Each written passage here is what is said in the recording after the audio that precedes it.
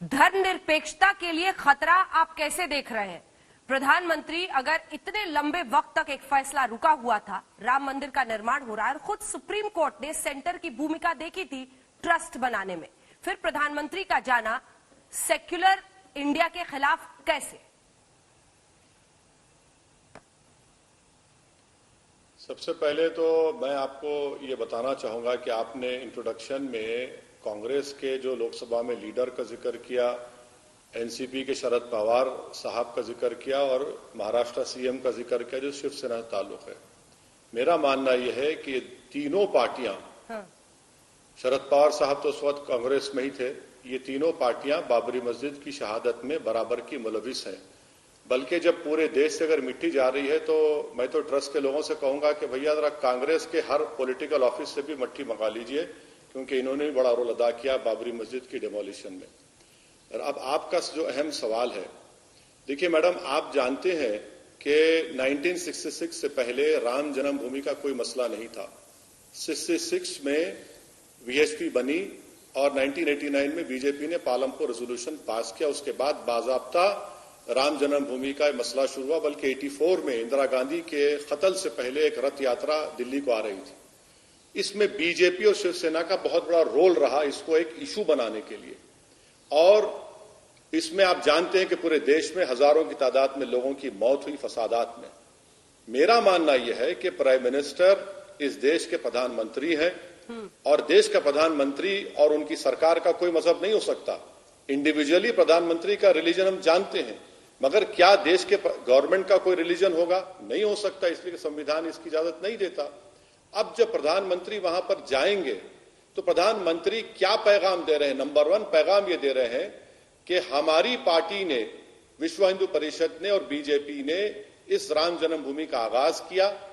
हमारी पार्टी ने शिलान्यास के नाम पर परमिशन लिया और बाबरी मस्जिद को शहीद किया। हमारी पार्टी ने अडवाणी की लीडरशिप में रथ यात्रा निकाली और जहां जहां रथ यात्रा गई वहां पर कम्युनल राइट हुआ। नंबर 1 पॉइंट ये कि प्रधानमंत्री वहां अगर जाते हैं जब प्राइम मिनिस्टर, तो पैगाम दे रहे हैं कि हमने अपनी पार्टी की आइडियोलॉजी जो शुरू की थी और उसमें हमने कामयाब हुए। अगर प्रधानमंत्री वहां पर जाते हैं वैसे प्रधानमंत्री, तो मैं तो ये कहूंगा कि प्रधानमंत्री बन के नहीं जाएंगे, बल्कि वे कॉन्करर बन के जाएंगे। दूसरी बात यह है कि आप वहां पर जाकर क्या मैसेज देंगे? मैसेज ये देंगे कि मेरा जो रिलीजन है वो सबसे बड़ा है और प्रधानमंत्री अपने रिलीजन को, अपने बिलीफ को पूरे देश पर मुसल्लत नहीं कर सकते। इसीलिए मैंने कहा कि प्रधानमंत्री 6 साल में मेकशिफ्ट टेंपल पर नहीं गए। आपके सवाल में एक और पॉइंट था कि सुप्रीम कोर्ट ने एक स्कीम बनाई।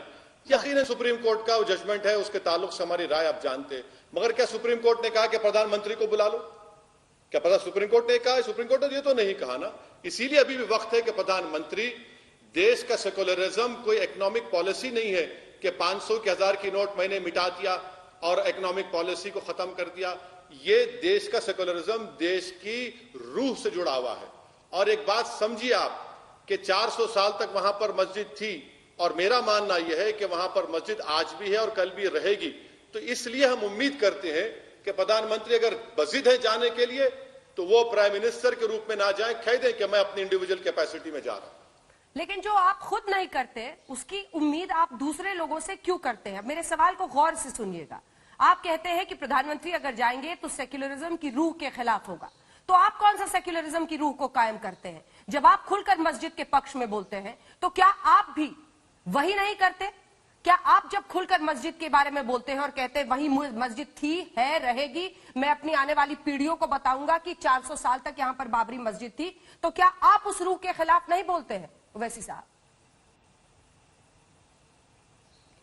नहीं, मैं जो कह रहा हूं वो तो हकीकत है ना। वो तो सुप्रीम कोर्ट ने भी कहा कि destruction of Babri Masjid is national shame. Supreme Court ने यह भी कहा कि उसमें मूर्तियां रखना उस मस्जिद के सैक्रिलेज को खराब करने के बराबर है। सुप्रीम कोर्ट ने यह भी ये तो नहीं कहा ना कि मंदिर तोड़कर मस्जिद बनाई गई। मैं आपका सवाल का जवाब दे रहा हूं। मैं आपका शुक्रगुजार हूं कि आप असदुद्दीन ओवैसी को देश के प्रधानमंत्री के बराबर कर दे रहे हैं। वो एक कॉन्स्टिट्यूशनल अथॉरिटी है, प्राइम मिनिस्टर है इस देश के। प्राइम मिनिस्टर का कोई मजहब नहीं होता। ना उनकी सरकार का होता है। कह दे नरेंद्र मोदी, कह दे कि भाई मेरी सरकार का रिलीजन ये है और मैं इस रिलीजन को मानता हूं, तो आप खत्म कर दीजिए ना संविधान को। असदुद्दीन ओवैसी की पार्टी ने तो 6 दिसंबर को वहां पर किसी की इबादतगाह को शहीद तो नहीं किया। असदुद्दीन ओवैसी की पार्टी ने 22 और 23 दिसंबर 1949 रात के अंधेरे में वहां पर किसी मस्जिद, किसी के इबादतगाह में जाकर नमाज तो नहीं पढ़ी। ये तो फैक्ट है। हमने सुप्रीम कोर्ट को धोखा देकर वहां पर किसी की इबादतगाह को शहीद तो नहीं किया। मगर मैडम, अगर आप मुझे प्राइम मिनिस्टर के बराबर कर रहे हैं तो ये आपकी जर्रा नवाजी है, ये आपकी मैग्नेनिटी है।